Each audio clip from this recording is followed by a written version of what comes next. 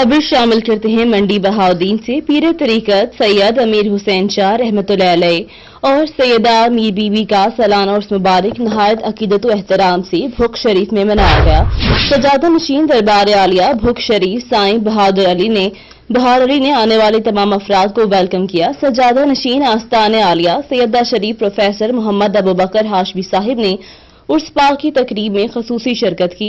उर्स पाक की तकरीब में दरबार पर चादर पोशी की गई। नाज़िम हजरात ने गुरहाय अकीदत पेश किए। तकरीब के अख्ताम पर महफिल समा भी की गई। उर्स पाक की तकरीब ज़ेर निगरानी पीर नदीम महमूद कादरी रहमानी नौशाही साहिबजादा एजाज शाह रहमानी कादरी नौशाही आस्ताने आलिया भड़ी पाक रहमान मुनक्किद हुई।